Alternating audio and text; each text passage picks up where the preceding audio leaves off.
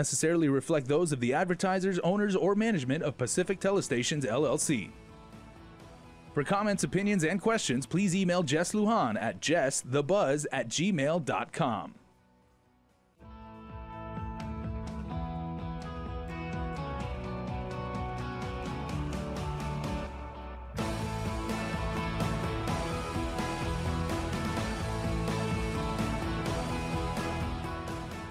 The Buzz with Jess Lujan.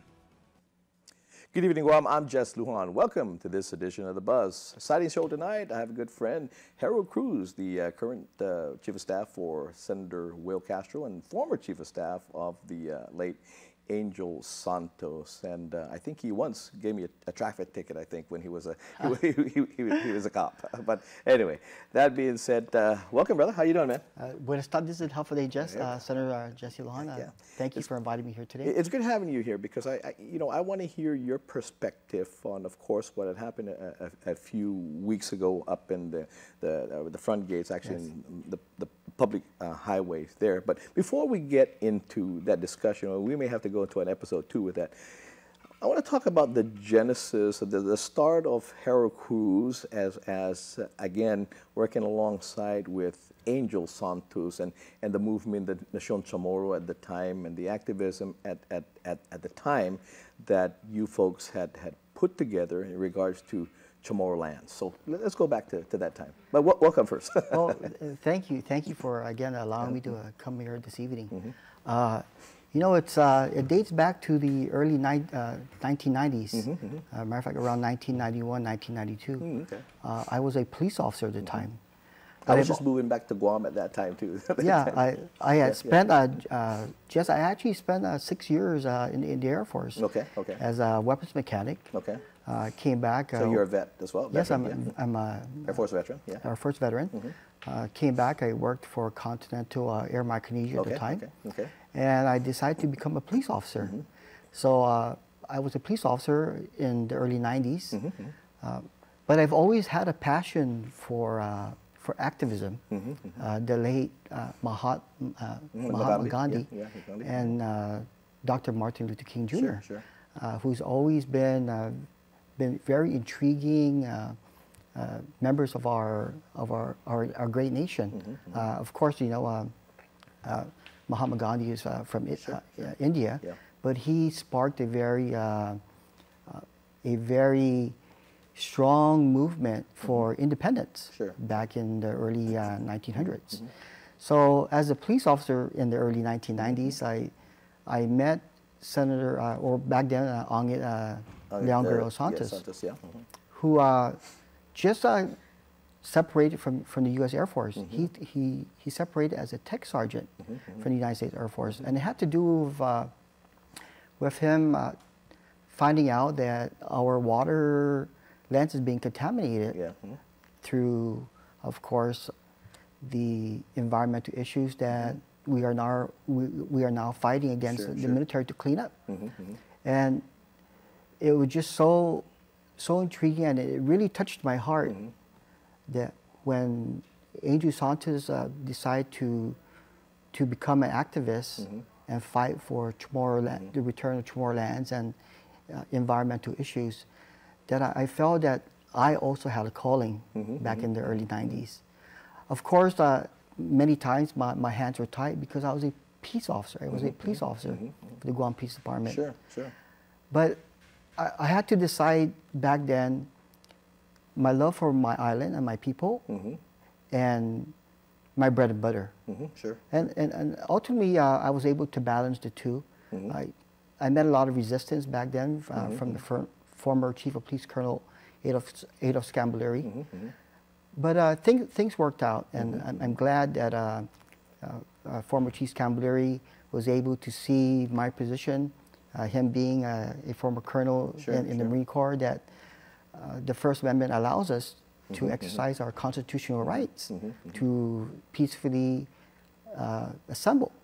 So that's where my activism actually started. When I met Angel Santos as a police officer, on several occasions when they were protesting in their early stages, I was told, head up to this location or that location because the protesters are there, and do what you have to do to disperse them. And when I got to these locations, I saw a conflict in myself. I even asked my supervisor at the time, do I have to be here? Because I believe in my heart that what they're doing is for a great cause, bigger than us. You know, and then I did research, Jess, on if I'm able to join this organization, you know, legally. You know, am I binded by being a peace officer to remain silent? And morally, I decided that I have a moral obligation to join and help Angel in his fight, in his cause for Chamorro rights, the return of the return of Chamorro lands, and of course the environmental issues that plague our island back then. But you got to go back as well, because you got to remember that although we see this unfold on our TV screens, you know, almost on a daily basis. I mean, especially now that Trump is president, you see almost all the time we're seeing some kind of protest, right, for whatever he's doing or whatever the courts are deciding and all that. So it's nothing new to the nation, right? It's nothing new to the nation. It's new for Guam, basically, because we're protesting basically silently, but not in the sense where people are coming out in droves, and we never get droves basically of people doing that, and it's not for again other issues other than land issues at this point, environmental land issues at this point.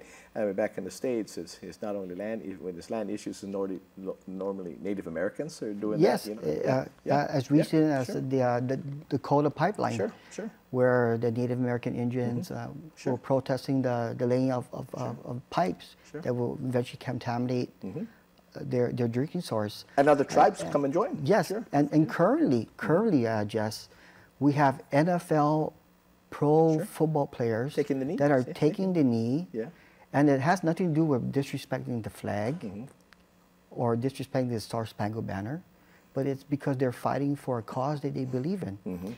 In the work that we do as Chamorro rights activists, and because it is perceived out there that we are anti-military, we are against the buildup, but we're not anti-military. Like myself, I was a veteran. You're a veteran. My oldest brother, retired as a master sergeant in the United States Air Force. I currently have a brother who has served 4 tours overseas in Afghanistan and Iraq, who's active duty Army. So we are not anti-military. We are pro-culture. We want the federal government to return our lands back. They occupy over 1/3 of our lands, and 1/3 or even 2/3 of what's not even being used. So our movement is not new. I mentioned earlier, Dr. Martin Luther King rallied 200,000 people to the streets back in 1963. And they assembled, and it was peaceful.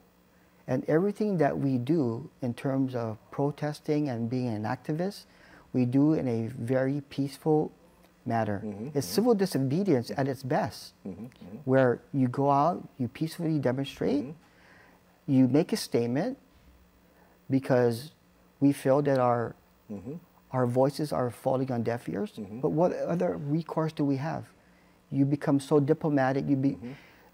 We are taught to be respectful, and we are respectful. Our ancestors teach us to be respectful, and we are very respectful. So it's ingrained in our blood to show the respect. And it's a battle between David and Goliath. Now it's, you know, it's bigger than that.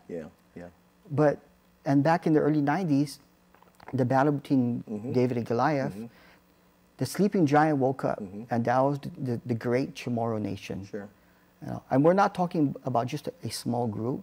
We're talking about people who said, you know what, enough is enough. We don't want to continue to live with this injustice.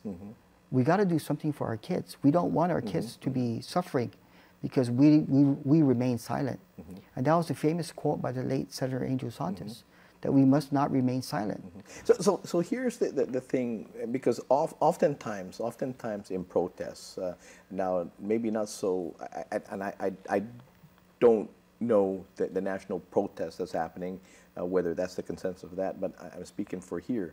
It's like when protest happens and the Nation Chamorro or elements of the Chamorro Nation come about, and I know there are other Yes. groups there, you know, Yes. out there more than just the Nation Chamorro that are out there, but oftentimes they're labeled as it's either our way or the highway. But if I'm getting this right, it's not necessarily our way or the highway. Is include us in this decision making. Let's come to some kind of conclusion that would be mutually beneficial to your needs are as well as I need. Is that pretty much what you guys are trying to say? You know, exactly. Yes. To put it simply, meet us halfway. Right? Yeah. But when you don't even meet us halfway, when you just shut the door on us and make us feel that we don't matter. Okay. Then, So then basically, we have an issue. because there are elements out there. There are elements that are saying basically, Yankee go home. That's not what you guys stand for, right? Of course not. Of course not. The United States military has brought so many good things to Guam, and we love for them to stay. But they need to be partners of us. They continue to colonize us by treating us like second-class citizens by not meeting us halfway. Harold, I want to continue this. Of course, Sure. there's a lot of things to say, but I need to pay some bills right now. Of course. Okay. Be right back.